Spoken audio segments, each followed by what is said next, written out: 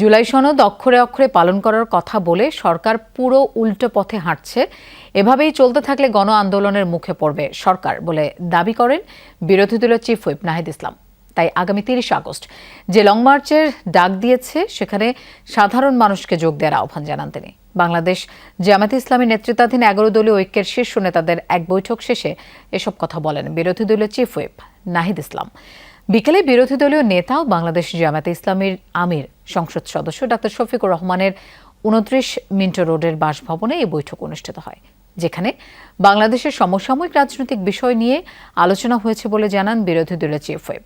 দেশে গ্যাস ও বিদ্যুতের সংকটের কারণে যে জনদুর্ভোগ সৃষ্টি হয়েছে সে বিষয়ে বিরোধী দলীয় হিসেবে কি ভূমিকা সে বিষয়েও আলোচনা হয়েছে বলে জানান নাহিদ ইসলাম। অভিযোগ করেন, যেসব আইন নিয়ে উদ্বেগ প্রকাশ করেছিল জামায়াত এনসিপি তা বাস্তবায়নে ব্যর্থ সরকার। ফ্যাসিবাদী আমলের থেকেও খারাপ আইন তারা তৈরি করার চেষ্টা করছে। ফলে সেটা যদি তারা চেষ্টা করে, আমরা আগেও বলেছি যে তাদেরকে অবশ্যই গণ আন্দোলনের মুখে পড়তে হবে। আমাদের যে লং মার্চ, সেই লং মার্চ নিয়েও আজকে আলোচনা হয়েছে। আমরা আপনাদেরকে মাধ্যমে জনগণকে আহ্বান করছি সেই লং মার্চে স্বতঃস্ফূর্তভাবে অংশগ্রহণের জন্য।